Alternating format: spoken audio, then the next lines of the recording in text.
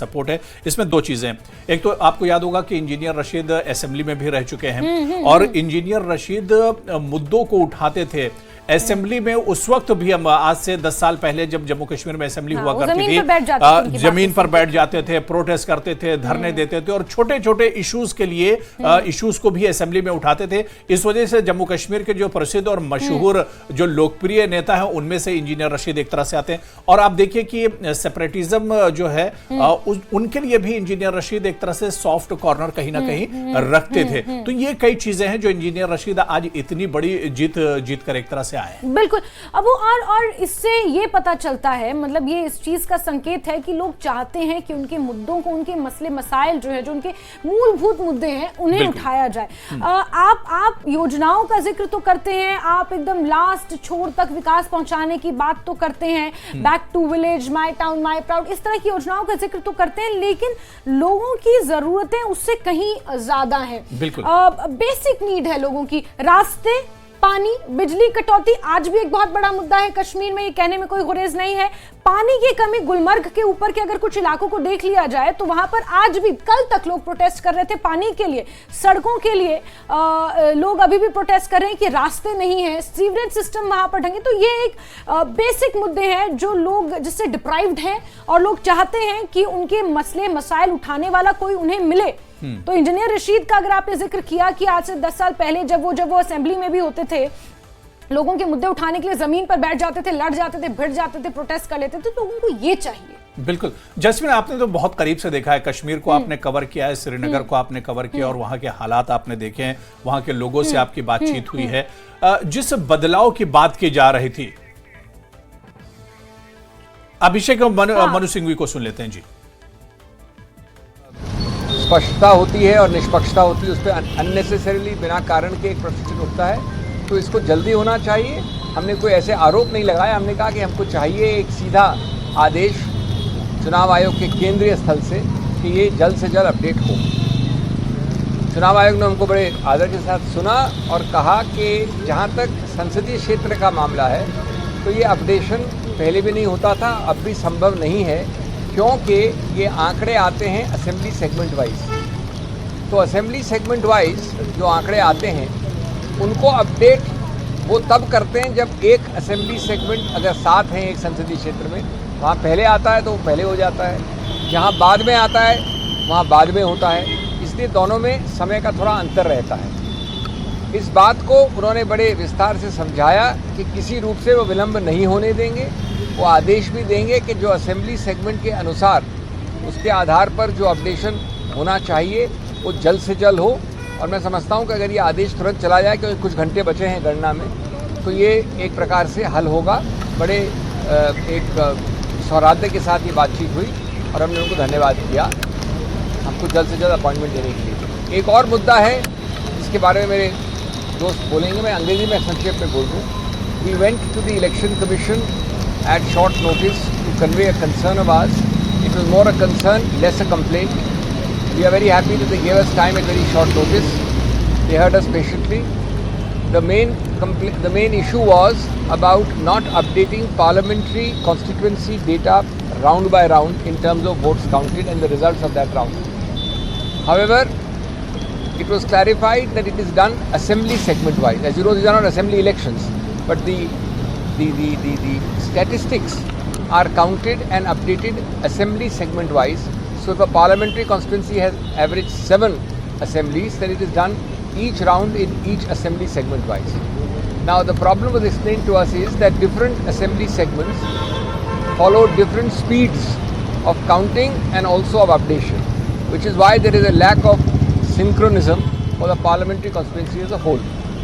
In any case, the Election Commission has assured us that without all this technicality, they are again going to give very strict instructions that counting and updation round-wise at the assembly segment level shall be the fastest and the most prompt as possible.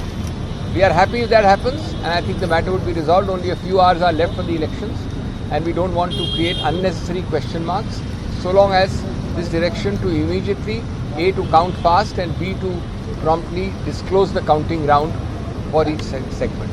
There is a second issue, my friend will address you on that, about Sonipat. जी आप सबका स्वागत है। धन्यवाद सिंघवी जी। एक छोटा लेकिन महत्वपूर्ण एक विषय था, एक छोटा परंतु महत्वपूर्ण एक विषय था और वो सोनीपत पार्लियामेंट्री कॉन्स्टिट्यूंसी के संबंध में था। वहाँ 2 असेंबली सेगमेंट्स हैं, एक सफ़ेदों है और दूसरा है बड़ौदा। वहाँ पर 2 बूथ्स ऐसे थे जहाँ पर ये कहा जा रहा था कि वो ईवीएम्स बिगड़ गए हैं और इसलिए वो काउंटिंग नहीं हो पा रही है। तो हमको ये बताया गया, उन्होंने कहा कि नहीं, जहाँ भी ऐसा होता है तो वो स्लिप्स की काउंटिंग कर दी जाती है और अगर नहीं भी हुआ हो तो जब अंतर आता है, अंत में जो अंतर आता है, अगर वो कम हो तो उन स्लिप्स की काउंटिंग जो है वो पक्की कर दी जाती है, ताकि कहीं पर ये संदेह ना रहे कि पूरे वोट काउंट नहीं हो पाए। हमने उनसे आग्रह किया कि इसको चेक कर लें, रिपोर्ट मंगा लें, ताकि कोई संदेह ना बचे और वहाँ के लोग जिन्होंने हमको ये बात पहुँचाई थी वो संतुष्ट हो जाएं। It's a small thing but a important thing because although only 2 booths are involved, 2 booths of 2 constituencies in Sonipat parliamentary constituency, one is Baroda and the other one is Safiro. And there was some issue there that because the EVMs had developed the fault, the counting could not be done, and for that the Election Commission was kind enough to explain that where this happens, we already have instructions. We will check once again that the VVPAT slips are counted so that the number is updated and you would know that the entire vote has been counted. So we've come back fairly satisfied and we are happy that the Election Commission has cooperated with us in these matters. Thank you. Thank you. Election नतीजों पे क्या कहेंगे? Satisfy हैं जो उन्होंने बताया? Largely अधिकतर, और बाकी वो एक्शन अभी देंगे, आदेश देंगे। हाँ, आंसर है यस। सर, अभी और भी शिकायतें चुनाव आयोग से की गई हैं। कुछ देर पहले सुप्रिया सिन्हा जी ने ट्वीट किया कि उत्तर प्रदेश में कुछ जिलाधिकारियों को जो आरोप हैं उन पर दबाव बनाने की कोशिश लगातार चल रही है। अभी भी इस तरह की कोशिश हो रही है, चुनाव आयोग इस पर संज्ञान ले। देखिए, इस पर हम लोग हम इस संदर्भ में इस बात को पहले उठा चुके हैं, क्योंकि ये पूरी समस्या बहुत गंभीर लगती है और इस पर सिंघवी साहब ने पहले जब हम यहाँ आए थे तो पूरी बात को रखा था। उन्होंने कुछ स्पष्टीकरण हमसे मांगा था जो हम समझते हैं कि अब परिस्थितियों में उसको कुछ देना या उस बात को आगे बढ़ाना कोई उचित बात नहीं होगी। तो जहाँ जहाँ हमारे कोई भी साथी इस संदर्भ में गंभीरतापूर्वक इस काम को लेकर आए थे, हम उम्मीद करते हैं कि उनको सबको संतुष्ट कर दिया गया है। धन्यवाद। थैंक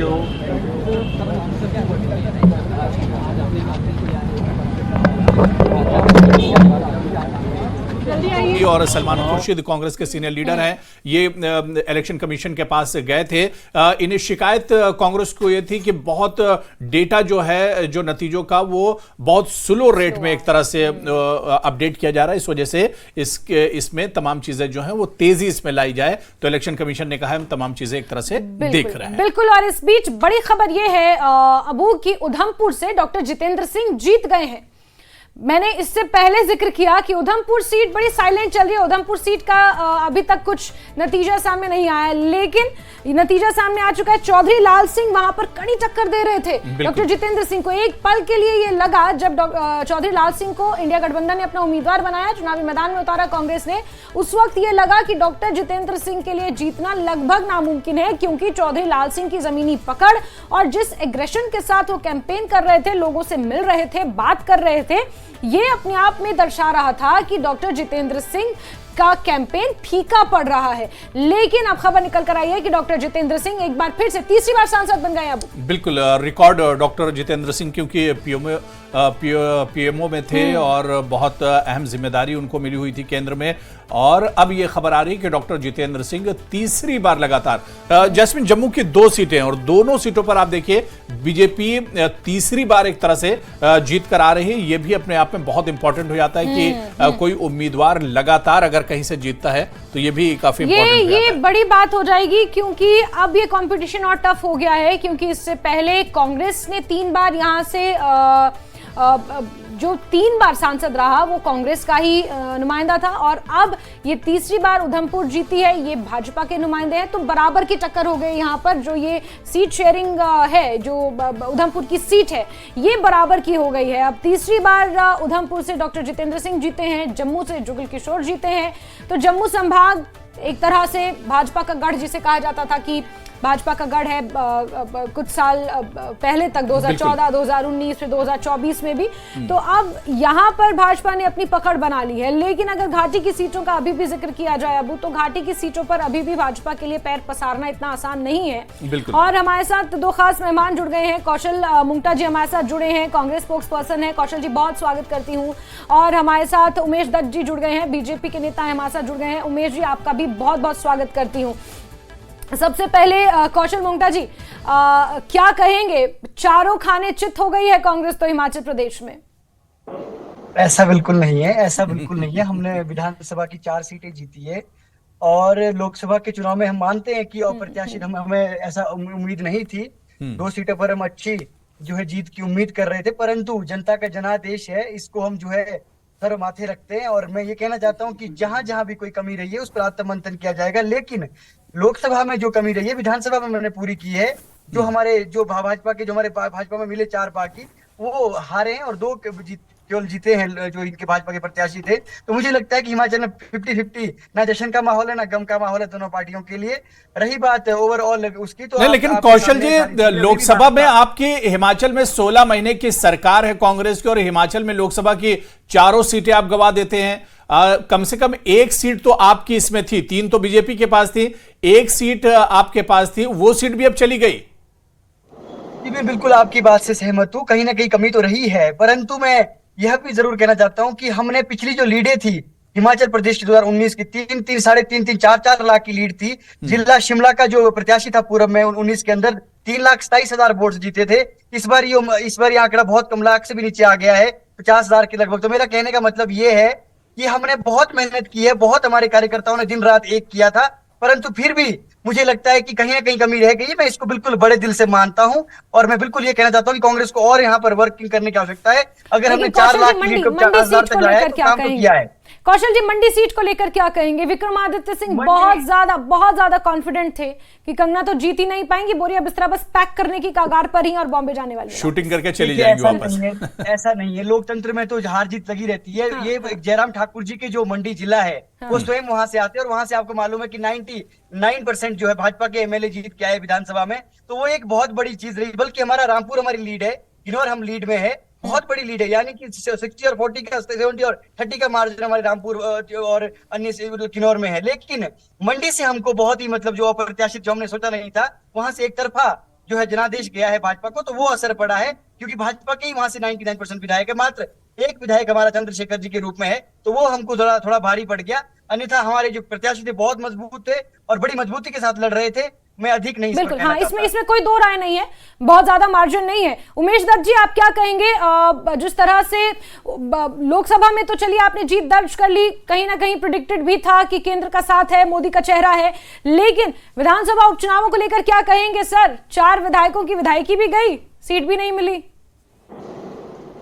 देखिए सर, सबसे पहले तो मैं आपके चैनल के माध्यम से दर्शकों का और विशेष रूप से हिमाचल की जनता का आभार व्यक्त करना चाहता हूं कि जिन्होंने लगातार 2014 में भी 4 सीटें दिलाई, 2019 में भी 4 सीटें दिलाई, और इस बार भी 4 सीटें जिताकर भारतीय जनता पार्टी को जिताया है। मैं उसके लिए प्रदेश की जनता का धन्यवाद करता हूं। और साथ ही मैं विधानसभा चुनावों में जो भारतीय जनता पार्टी 2 सीटें जीती है उसके लिए भी प्रदेश की जनता का धन्यवाद करता हूं। बहुत बड़े मार्जिन से लोकसभा चुनाव हम जीते हैं, और आगे आने वाले समय में आदरणीय नरेंद्र मोदी जी के फिर से प्रधानमंत्री बनेंगे। इसके लिए मैं हिमाचल प्रदेश की जनता का विशेष रूप से 100% सीटें देने के लिए मैं उनका धन्यवाद करता हूँ। लेकिन उपचुनावों का क्या सर? उपचुनावों में जो इतनी पटकथा लिखी गई, बार बार हर मंच से ये कहा गया कि 4 तारीख को एक मोदी की सरकार बनेगी केंद्र में और हिमाचल में बनेगी बीजेपी की सरकार, उन सपनों पर तो पानी फिर गया सर, और साथ ही साथ एक मैसेज जनता के बीच गलत गया। देखिए, जनता के बीच में जो मैसेज गया और इसका जो पटकथा लिखी गई, जो आप कह रहे हैं पटकथा लिखी गई, या जो इसके चांसेस बने, या इसका जो पूरा सिनेरियो बना, अब वो मुख्यमंत्री जी की कार्यप्रणाली के कारण बना। मुख्यमंत्री की कार्यप्रणाली जो इलेक्टेड लोगों के अगेंस्ट थी, वहां की जनता के अगेंस्ट थी, वो कहीं ना कहीं उसके कारण ये सारा सिनेरियो जो बना है। लेकिन उसमें भी भारतीय जनता पार्टी 2 सीटें जीती हैं।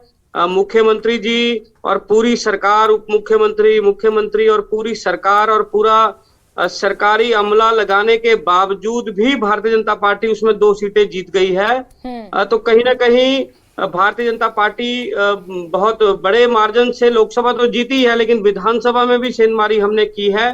कहीं ना कहीं सारे पटकथा के लिए कांग्रेस तो लगातार हिमाचल में ये इल्जाम लगाती रही कि बीजेपी धनबल का इस्तेमाल करती रही है, जिसकी वजह से राज्यसभा के चुनाव की उसमें उन्होंने मिसाल दी। और ये भी कांग्रेस ने कहा कि सरकार गिराने की पूरी कोशिश बीजेपी ने कर ली, लेकिन कामयाब नहीं हो पाई। देखिए, सरकार गिराने की कोई कोशिश भारतीय जनता पार्टी ने नहीं करी। भारतीय जनता पार्टी में जो लोग शामिल हुए, वो मुख्यमंत्री जी की कार्यप्रणाली के कारण उनके साथ जो व्यवहार, वहां के नुमाइंदों के साथ जो प्रदेश सरकार ने व्यवहार किया, लेकिन वो अंतरात्मा की आवाज सुनकर भारतीय जनता पार्टी में आए। ये अंतरात्मा की आवाज नहीं तो ले डूबा सर लड़ाया। उमेश जी, उसको स्वीकार करना पड़ता है। जनता का जनादेश हम स्वीकार कर रहे हैं कि उसमें से लेकिन हार के कारण क्या मानते हैं उमेश जी? जो चार सीटें हार गए, मतलब राजेंद्र राणा तक हार गए, जिन्होंने कभी प्रेम कुमार धूमल को हराया था, वो तक हार गए। क्या कारण मानते हैं हार का? अगर वाकई आप ये कह रहे हैं कि जनता के मुद्दे रिजॉल्व नहीं हो रहे थे और इस वजह से उन विधायकों ने इस्तीफा दिया मुख्यमंत्री से तंग आकर, तो फिर क्या ऐसा कारण रहा कि वो जनता को ये विश्वास दिलाने में नाकामयाब साबित हुए कि हम आपके हित के लिए हमने विधायकी छोड़ दी, अब दोबारा आपके काम करने के लिए भाजपा के थ्रू आए हैं? तो क्या कारण मानते हैं? ये बहुत बहुत बहुत चिंतनीय विषय है। इसके ऊपर भारतीय जनता पार्टी की state leadership, Bharatiya Janata party की केंद्रीय नेतृत्व इसके ऊपर चर्चा करेगा, इसके ऊपर मंथन करेगा, और जो भी उस चर्चा मंथन में निकल कर आएगा वो आपके माध्यम से जनता के बीच में जाएगा, ऐसा मैं मानता हूं। ठीक है। कौशल जी, क्योंकि विधानसभा के उपचुनावों की 4 सीटें आपने जीती हैं, जो हमीरपुर संसदीय क्षेत्र के जो सीटें आती हैं उसमें लाहौल स्पीति की सीट भी आपने जीत ली, अनुराधा राणा वहां से जीत गई है। और कारण क्या रहा, ये हम समझते हैं कि एक रॉन्ग डूइंग का जो सेंटिमेंट था, वो आप भी शायद तारुफ रखेंगे इस बात से कि रॉन्ग डूइंग का जो सेंटिमेंट था, हिमाचल की जनता इसे कतई एक्सेप्ट नहीं करती। मैं खुद हिमाचल से हूं, मुझे पता है कि क्या वहां पर लोगों के मन में रहता है। लेकिन लोकसभा चुनावों में कहां चूक हो गई? शिमला संसदीय सीट को लेकर तो कहा जा रहा था कि कांग्रेस वहां पर मजबूत है, विनोद सुल्तानपुरी काफी मजबूत है, फादर की जो लेगेसी थी, फादर की जो उनका राजनीतिक सफर था, उनका जो तजुर्बा था, उसका असर पड़ेगा, लेकिन वो भी होता हुआ नजर नहीं आया। मार्जिन ठीक ठाक ही है वहां पे भी हार जीत का। मैं लगातार आपसे कह रहा हूं कि हमें भी इस उम्मीद नहीं थी कि ऐसा रिजल्ट आएगा, परंतु कुछ जगह पे हमने जो एक्सपेक्ट किया था वैसा हम वहां से जनादेश नहीं ले पाए हैं। जबकि जिला शिमला से हमने बहुत अच्छा जो है परफॉर्म किया है। चाहे आप जुब्बल कोटखाई किन्नावर की बात कीजिए, वहां से हमने 6000 की लीड ली है, हमने जो है रोडू से लीड ली है, हमने जो है शिमला शहरी से लीड ली, हमने बहुत सारी कॉन्स्टिट्यूंसी से लीड ली। सोलन और सिरमौर में हमको आपके गढ़ रही है ना, वो तो मौजूदा में आपकी सरकार भी है, हाँ। स्टेट में आपकी सरकार भी है, उसका भी फर्क पड़ेगा। मैं बिल्कुल कह रहा हूँ, यही मैं कह रहा हूँ कि 2 सीटें थी जहां हम ये मान रहे थे कि हमारा जो है अपर हैंड है, लेकिन हमें ये भी स्वीकार करना पड़ेगा कि जनता ने जो जनादेश दिया है उसे भी स्वीकार करना पड़ेगा। कौशल मुंगता जी सीधे क्यों नहीं कह रहे हैं कि मोदी फेस जो है वो भारी पड़ गया कांग्रेस को हिमाचल में? देखिए, मैं तो ये कहूंगा कि मोदी फेस कहीं पर भारी नहीं पड़ा है। ये लोग बहुत डाउन हुए हैं, इनकी 4-4 लाख की लीडें भी कम हुई है और देश के अंदर भी भाजपा बिल्कुल डाउन हुई है। मैं सिर्फ इतना कहना चाहता हूँ कि हमने या तो हमारे जो कैंडिडेटर में हल्का हमने थोड़ा टिकट लेट बांटे। टिकट हमने कोई 20 से 30 दिन बाद हमने टिकट दिए, ये लोग पहले जहां पहुंच नहीं पाए, ये एक बड़ा कारण मैं मानता हूँ। और दूसरा मैं ये कारण मानता हूँ कि हमारे खिलाफ जो षड्यंत्र रचा गया, हम लोगों को वहां उलझाया गया और आपने खुद देखा होगा दिल्ली की सीएम को अंदर कर दिया, झारखंड के सीएम को अंदर कर दिया, ऐसे करके लोकतंत्र को तोड़ने का काम, यहाँ पर धनबल का प्रयोग किया, हेलीकॉप्टर मंगाए गए, सीआरपीएफ लगाई गई। चलिए इसका जवाब ले लेते हैं। उमेश दत्त जी यहाँ पर कौशल जी कह रहे हैं कि हमें उलझाया गया, जो पूरा घटनाक्रम हुआ, राजनीतिक घटनाक्रम हुआ, उसमें कांग्रेस पार्टी को उलझाया गया कि प्रदेश की सरकार बचाएं या लोकसभा चुनावों के लिए तैयारी करें, और यही एक कारण रहा कि कांग्रेस पार्टी उस तरह से परफॉर्म नहीं कर पाई लोकसभा में जिस तरह से कर सकती थी। देखिए, भारतीय जनता पार्टी ने किसी को नहीं उलझाया। राज्यसभा के चुनाव में भारतीय जनता पार्टी ने अपने कैंडिडेट दिए, उनको जिताने का काम कांग्रेस के तत्कालीन विधायकों ने किया, जिन्होंने अपने अंतरात्मा की आवाज सुनी और दिखाकर वोट। जो बातें कही है वहाँ के डेवलपमेंट के बारे में, उसको वो पूरे हों। और मैं आज भी कह सकता हूँ कि I stand with the people of Mandi. जो भी वहाँ की हमने बातें करी है उसको हम सरकार से पूरा करवाएंगे, चाहे वो वहाँ पे हमने स्मार्ट सिटी बनाने की बात रखी है, चाहे हमने टनल्स के इंफ्रास्ट्रक्चर की बात करी है, और जो भी हमने वहाँ के डेवलपमेंट की बात करी है। क्योंकि मैंने चुनावों में भी ये कहा था कि चाहे जीत हो चाहे हार हो, हम उनके साथ खड़े हैं और हम आगे भी उनके साथ खड़े रहेंगे और अपने डेवलपमेंटल कार्यों को आगे ले जाने का पूरा प्रयास करेंगे। किस तरह से आकलन किया जाएगा, क्या फैक्टर्स मानते हैं आप you could not make it? नहीं, निश्चित तौर से देखिए, वहाँ पे प्रधानमंत्री जी का व्यक्तिगत रूप से आना, योगी जी का व्यक्तिगत रूप से आना, गडकरी जी का व्यक्तिगत रूप से आना, ये सब चीज़ों का इम्पैक्ट रहा होगा। निश्चित तौर से उसकी वजह से ये परिणाम रहा है। मगर फिर भी हम इसका आंकलन अभी, क्योंकि मतदान कई केंद्रों पे अभी भी चला हुआ है, जो काउंटिंग है वो अभी भी चली हुई है, तो उसको हम आने वाले समय में देखेंगे कि कैसे उसमें कहाँ पे शॉर्टफॉल्स रहे, क्या कमियाँ रही, और उससे एक्सपीरियंस लेते हुए उसको बेटर करेंगे for the times to come. Assembly by election में कांग्रेस 4 सीटें जीत कर आई है, इस मैंडेट को किस तरह? नहीं, ये भी निश्चित तौर से देखिए, प्रदेश की जनता बहुत पढ़ी लिखी है और उन्होंने क्लियर कट मैंडेट जो है हिमाचल में जो अस्थिर करने के प्रयास भाजपा की सरकार, भाजपा के नेता कर रहे थे, उसके खिलाफ ये मैंडेट दिया है।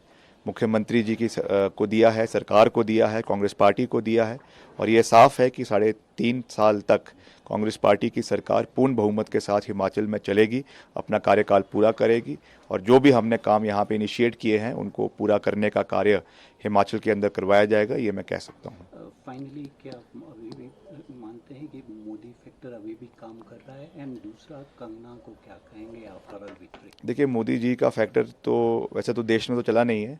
देश में तो जिस तरीके से पूरे देश में 400 पार की बातें करते थे, अब 250 भी बड़ी मुश्किल से पार हो रहा है अपने बलबूते पर। अब जो है नई नई बातें हो रही हैं, नीतीश कुमार को जो है वो उप प्रधानमंत्री बनाने की बातें हो रही हैं, ऐसी ऐसी बातें हो रही हैं, तो वो चीज़ें देखेंगे। मगर फिर भी इंडिया अलायंस अभी पूरी मजबूती से आगे आया है, और हो सकता है कि अभी और गठजोड़ करके सरकार देश के अंदर इंडिया अलायंस की बने, इसमें भी कोई बड़ी बात नहीं है। इसमें सब नेता राष्ट्रीय स्तर पे कार्य कर रहे हैं। बाकी जो प्रत्याशी जीती हैं उनको मैं बहुत बहुत शुभकामनाएं देना चाहता हूं। मैंडेट लोगों का है, वो स्वीकारना हमको भी है, उनको भी बहुत बहुत बधाई है। मगर मैं यही कहूँगा कि हम तो लंबी गेम के खिलाड़ी हैं और आपके साथ खड़े हैं, मंडी के साथ खड़े हैं। अब आगे देखेंगे कि जो बातें हुई है वो धरातल पे कितनी उतरती है, कितना समय मंडी के लोगों को मिलता है, ये तो समय ही बताएगा। मगर जीती हैं उसके लिए उनको शुभकामनाएं। असेस करेंगे? निश्चित तौर से असेस करेंगे और उसको कैसे इम्प्रोवाइज करना है in the times to come, we will work on that also. Thank you. Ma'am, हम जानना चाहेंगे जिस तरह का मैंडेट आया है, किसकी जिम्मेवारी? देखिए, जो लोगों की आवाज़ है इसको हम स्वीकार करते हैं। लोगों का मैंडेट है, लोगों ने ऐसा चाहा होगा तो लोगों ने उस तरीके से वोटिंग की और उसमें इनके 4 प्रत्याशियों को जिताकर भेजा है। जहाँ तक मंडी की बात है, वहाँ उन्होंने बहुत लोगों को बहुत सी आशाएं थी, बहुत डेवलपमेंट के काम थे जिसके बारे में हम बार बार चर्चा कर रहे थे। अब क्योंकि वो जीती हैं तो मुझे लगता है कि उन्हें इन चीज़ों पर गहराई से सोचना चाहिए और आने वाले वक्त में इन इश्यूज़ को सेंटर में वो रेज़ करे। इसके ऊपर सेंटर लीडरशिप से बात करके हिमाचल प्रदेश की मदद करने के लिए हर संभव प्रयास करें। कहाँ कमियाँ रही? इसके बारे में तो अभी सोचना होगा। इट्स टू अर्ली टू से कि कहाँ कमी रही। We have to go in the field, we have to talk to the people, we have to talk to the workers and see कि कहाँ कोई कमी रही जिसकी वजह से ऐसे नतीजे हमारे सामने आए हैं। जो असेंबली बाई इलेक्शंस हुए हैं उसमें 4 सीट्स पे कांग्रेस की विक्ट्री जी। दो तरह का मैंडेट, इसको किस तरह से आंकते हैं? देखिए, जहाँ तक तो ये 4 सीटें पार्लियामेंट की थी, वो तो स्पष्ट तौर से 4-0 का हमारा रिजल्ट रहा है, तो that we accept and we say okay, अब लोगों ने ये जनमत दिया है तो उसे हम स्वीकार करते हैं। और जहाँ तक प्रदेश सरकार की बात है, आप जानते 4 सीटों पे हमारे उपचुनाव हो रहे थे, जिसमें से हमने 4 सीटें जीती है। तो ये दर्शाता है कि हमने पिछली बार जिनको जिताया था उन्होंने ही पलटा खाकर, और वो बीजेपी के आधार पर उन्होंने इलेक्शन लड़ा और उसमें से हमने 4 सीटें कांग्रेस के पक्ष में जीती है। तो ये दिखाता है, दर्शाता है कि लोग इस तरीके की स्विच ओवर पसंद नहीं करते कि अभी आप कांग्रेस से जीते, आप बड़े पदों पर रहे और वक्त आने पर आपने अपने पार्टी को बदलकर आप फिर मैदान में उतरे, तो that was not accepted by the people and more over इसीलिए हमने 4 सीटें कांग्रेस के पक्ष में जीतकर ये दर्शा दिया है लोगों ने। मंडी पार्लियामेंट्री सेगमेंट में जो लोगों का मैंडेट आया है, क्या कहेंगे वोटर्स? देखिए, हम जनता के बहुत आभारी हैं। हमने खुद धरातल पर जाकर देखा है कि लोगों ने कितना काम किया है, वर्करों ने कितना काम किया है। हमारे पार्टी के जो वर्कर थे, कम से कम 1-1 महीना वो हर क्षेत्र में बैठे, उन्होंने हर पंचायत स्तर पर इसमें काम किया है, हर वोटर तक वो पहुँचे, हर डोर टू डोर पहुँचे, उन्होंने हमारी आवाज़ वहाँ तक पहुँचाई है। I still congratulate the people of Mandi parliamentary हल्के, जिन्होंने रात दिन एक इलेक्शन में काम किया। पर ठीक है, इसके परिणाम हमारे आशा के विपरीत रहे, पर फिर भी हमें इसके बारे में दोबारा सोचना होगा और डेप्थ में जाकर देखना होगा कि उनकी वर्करी में और हमारी वर्करी में क्या अंतर है और क्यों हम इसमें पिछड़े हैं।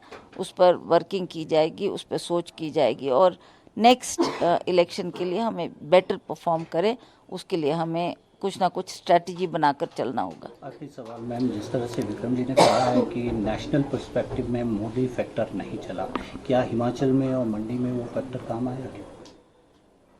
अब आप देख ही रहे हैं कि मंडी का रिज़ल्ट भी आपके सामने है और स्टेट का रिज़ल्ट भी आपके सामने है। जहाँ तक सेंटर की बात है, वो आप जानते हैं कि इन्होंने आखिरी जब चुनाव का पड़ाव आया उसमें बहुत टॉल लीडर्स, प्राइम मिनिस्टर आए, उन्होंने मंडी में 2-3 रैलीज और भी की। फिर उसके बाद जैसे वो गए, उसके बाद गडकरी जी आए, गडकरी जी के बाद योगी जी आए, ऐसे इन्होंने और इवन अपने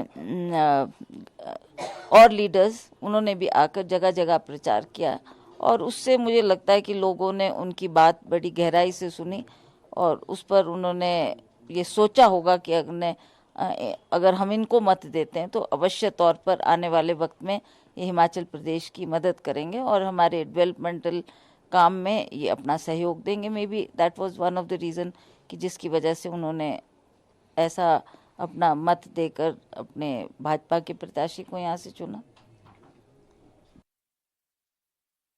भगत सिंह को आप यहाँ सुन रहे थे और विक्रमादित्य सिंह ने भी ये कहा कि ये जनता का मैंडेट है और उन्हें एक्सेप्ट करना होगा। हार का क्या कारण रहा, ये मंथन का विषय है, इस पर चिंतन किया जाएगा, मंथन किया जाएगा और ये जानने की कोशिश की जाएगी कि आखिर क्या कारण रहे। लेकिन जनता के लिए वो हमेशा रहेंगे, उनके मुद्दों को हमेशा उठाएंगे, इस तरह की बात है। जैस्मिन, मंडी में जब हम विक्रमादित्य सिंह की बात करते हैं तो छोटा मोटा चेहरा ये भी नहीं थे, क्योंकि मौजूदा में आप देखिए कि स्टेट में भी वो कैबिनेट मिनिस्टर थे और लोगों से मिलते जुलते रहते थे और काम काफी करते थे और ये नहीं लग रहा था कि मंडी में इतनी आसानी से कंगना रनौत, जो पहली बार जिन्होंने पॉलिटिक्स में ही डेब्यू किया है, वो एक तरह से इन्हें हरा देंगे। लेकिन ये चौंकाने वाला नतीजा जरूर रहा है मंडी। लेकिन अब अगर आप जीत हार का मार्जिन देखें तो 18,000 बहुत ज्यादा नहीं होता। मंडी संसदीय जैसे क्षेत्र में, जो देश का दूसरा सबसे बड़ा संसदीय क्षेत्र है क्षेत्रफल के हिसाब से अगर देखा जाए, 17 विधानसभा सीटें वहां पर आती हैं और इट्स अ बिग संसदीय क्षेत्र। तो वहां पर 18,000 की लीड लेकर कंगना रनौत जीती हैं। चुनौती तो उनके लिए भी थी। और विक्रमादित्य, आपने ठीक कहा कि छोटा मोटा चेहरा नहीं है, एक डायनेस्टी पॉलिटिक्स से आते हैं और बचपन से पॉलिटिक्स देखी है, बचपन से राजनीति